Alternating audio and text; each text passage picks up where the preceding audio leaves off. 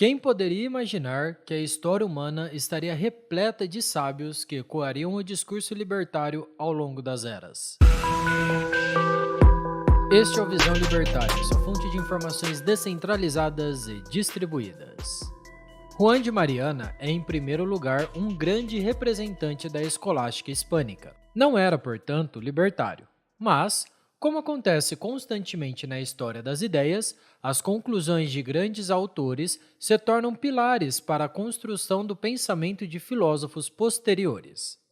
Ainda no século XVI, Juan de Mariana expôs o processo inflacionário, a tirania do governo e defendeu o direito do cidadão matar seu governante. Ao que se sabe, Juan teria nascido em 1536, na cidade de Talavera. Ele estudou na Universidade de Alcalá e, em 1554, ingressou na recém-fundada Sociedade de Jesus. Aos 24 anos de idade, foi convocado a ir a Roma, onde passou a lecionar teologia. Foi posteriormente transferido para Sicília e de lá para a Universidade de Paris. Ele voltou para a Espanha em 1574, continuando seus estudos em Toledo, onde morreu aos 87 anos. Em 1598, Juan de Mariana publicava seu livro De Rege et Regis Institutione, ou Sobre o Rei e a Instituição Real, em português. É nesse livro que ele discute a legitimidade do tiranicídio. Segundo ele, seria lícito matar o monarca que se comportasse como um tirano. De forma breve, um tirano, segundo sua visão, é compreendido como um governante que está impelido pelos vícios, que tenta prejudicar e arruinar a todos. Ele conduz empreendimentos às custas do sofrimento do cidadão e exaure a sociedade, seja através de criação de controvérsias para que haja conflito entre as pessoas, seja através de extração diária de impostos ou mesmo através da criação constante de guerras. Ele argumenta que qualquer cidadão teria, então, o direito de assassinar o governante que se comportasse dessa forma. Basicamente, o que Juan de Mariana fez foi pegar a ideia de que a lei natural é moralmente superior ao poder estatal e levá-la à sua conclusão lógica. Em 1610, era assassinado o rei Henrique IV da França por François Ravaillac. Durante seu interrogatório, ele manteve o tempo todo a afirmação de que agiria sozinho, guiado somente por revelações da eterna providência. Sua execução foi feita em público, em frente à Igreja de Paris, e com um nível de brutalidade que faria inveja aos roteiristas de Jogos Mortais. Apesar de afirmar ter feito tudo sozinho, a sentença ainda condenou seus pais ao exílio e proibia o futuro uso do nome Ravaillac. Além disso, a sentença também criminalizou um conjunto de ideias, mais especificamente as doutrinas recentes que defendiam o regicídio, englobando a obra de Juan de Mariana, e por isso seu livro foi queimado em praça pública. Levantaram-se inclusive acusações de que os jesuítas eram os responsáveis pela morte do rei, apesar de nenhum outro jesuíta, em seu tempo ou mais tarde, ter aderido à doutrina de Mariana. Os franceses tentaram pressionar o rei da Espanha para que ele tirasse o livro de circulação. Contudo, embora as autoridades espanholas não fossem fãs dele, o livro foi respeitado e sua obra continuou em circulação. Em 1605 foi publicado o De Monetae Mutatione, ou Sobre a Alteração da Moeda em português. Ele foi escrito como crítica ao rei Felipe III da Espanha e à alteração na cunhagem do cobre espanhol. Esse livro critica severamente o rei e seus conselheiros por perturbarem o equilíbrio econômico e explora os princípios da moeda e faz um expressivo estudo sobre a inflação. Neste livro, Mariana começa a questionar se o rei era realmente o dono da propriedade de seus vassalos ou cidadãos. Sua conclusão não poderia ser diferente. O rei não é dono da propriedade dos outros. Ele ainda continuou seguindo com a distinção entre rei e tirano. Segundo ele, o rei restringe sua cobiça dentro da razão e da justiça, enquanto um tirano é aquele que esmaga tudo o que está sob seus pés e acredita que tudo lhe pertence. Infelizmente, Juan de Mariana ainda estava até certo ponto amarrado aos costumes de seu tempo e não podia constatar que o rei também exerce seu poder de forma ilegítima. Enfim, ele deduziu que o rei não pode, portanto, cobrar impostos sem o consentimento da população, uma vez que eles são meramente a apropriação de uma parte da riqueza e da propriedade dos indivíduos. Para que essa apropriação pudesse ser legítima, ambas as partes deveriam estar de acordo. Ainda seguindo esse raciocínio, o rei não poderia criar monopólios estatais, pois eles seriam unicamente uma forma maquiada de se coletar impostos. Assim, em concordância com sua obra anterior, se o rei criasse novos impostos que as pessoas não concordassem em pagar, ele estaria se apropriando ilegitimamente da propriedade alheia, agindo assim como um tirano, e as pessoas poderiam legitimamente se defender através do regicídio. A parte mais importante desse livro, contudo, trata da emissão de novas moedas. Segundo Mariana, o rei não poderia obter receitas fiscais extras através da diminuição da quantidade de metais preciosos contidos nas moedas, e com isso aumentar o montante de moedas em circulação a fim de pagar suas dívidas. Apesar de a palavra inflação não existir na época, é exatamente esse fenômeno que se constatou no século XVI. Sua conclusão também foi certeira. Citação: se a moeda sofre uma queda de seu valor legítimo, todos os bens encarecem inevitavelmente na mesma proporção da queda do valor da moeda, e todas as contas entram em colapso. Fim da citação. O aumento generalizado de preços que segue a emissão de novas moedas é sua consequência direta inevitável. Como Milton Friedman diria 400 anos mais tarde, inflação é sempre um fenômeno monetário. Juan de Mariana continua expondo os efeitos econômicos que podem emergir da adulteração da moeda por parte do governo.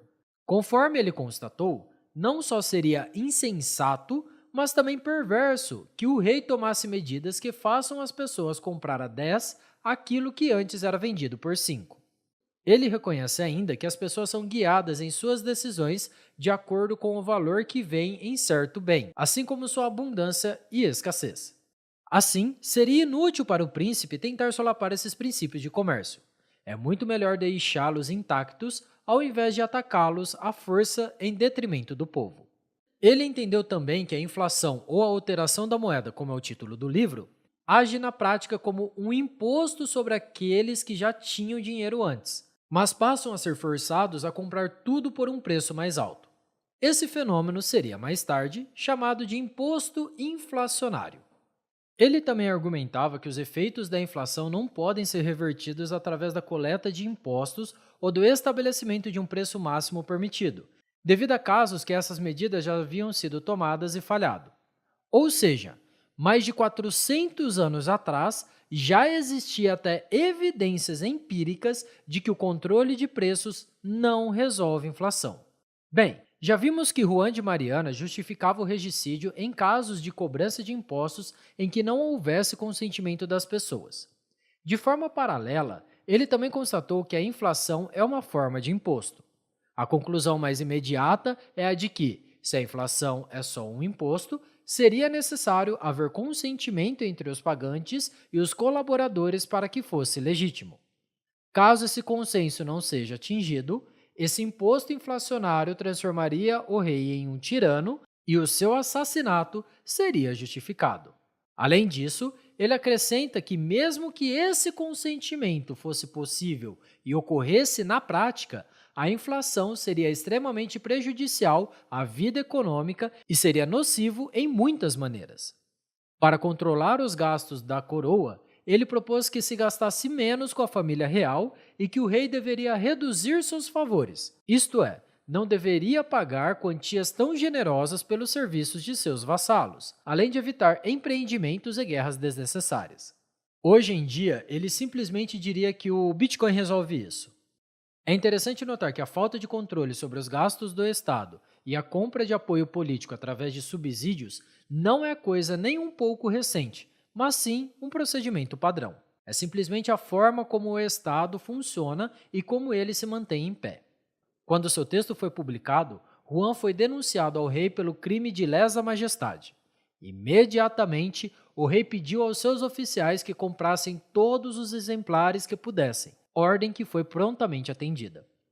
Após sua morte, o livro que continha seu texto sobre a alteração da moeda foi expurgado pela Inquisição Espanhola. Frases foram excluídas e páginas inteiras foram cobertas de tinta.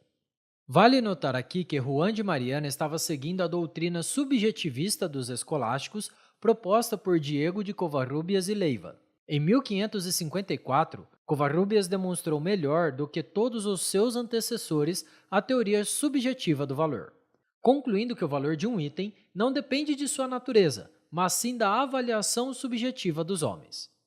Ele dá um exemplo simples: trigo. Diz ele que nas Índias o trigo é mais precioso que na Espanha, simplesmente porque as pessoas valorizam mais nas Índias que na Espanha, apesar de a natureza do trigo se manter a mesma em todo lugar.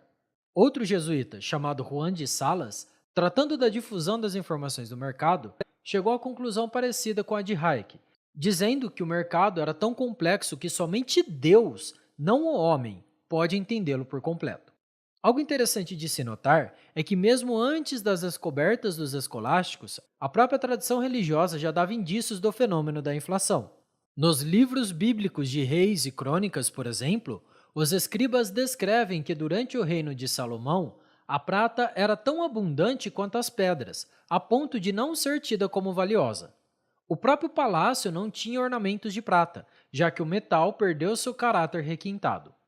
Ou seja, de certa forma, já existiam registros do fenômeno do valor marginal nas próprias páginas do Velho Testamento, que, por sua vez, foram escritas séculos antes da Era Moderna. Assim, se os inquisitores houvessem estudado atentamente sua própria tradição sagrada, na certa veriam ali o fenômeno da inflação e do valor subjetivo, o que os levaria às mesmas conclusões expostas pelos escolásticos. Juan de Mariana teve também um livro publicado póstumamente, chamado Discurso sobre a Enfermidade da Ordem Jesuíta. Nele, o escolástico desenvolveu a ideia de que é impossível fazer com que o Estado centralize todas as decisões, devido à falta de informações. Segundo ele, seria inevitável que grandes erros fossem cometidos e que as pessoas ficassem, então, insatisfeitas e passassem a desprezar um governo cego. Parte dos precursores da escola austríaca de economia podem ser encontrados sobre os escolásticos espanhóis. A maioria deles eram professores na Universidade de Salamanca. Geralmente, dominicanos e jesuítas articularam conhecimentos que influenciariam Karl Menger, considerado o fundador da escola austríaca de economia, cerca de 250 anos depois. E hoje, as reflexões da escola austríaca, por sua vez, nos trouxeram ao libertarianismo. Obrigado pela sua audiência. Esse artigo foi sugerido e escrito por Capivara Rapaz, revisado por Rodolfo Andrello e narrado por Coreia com K. Se você gostou desse vídeo, clique no ícone de curtir abaixo e compartilhe o vídeo em sua rede social. Se você deseja ser notificado de outros vídeos, clique em se inscrever e depois no ícone da campainha. Até a próxima!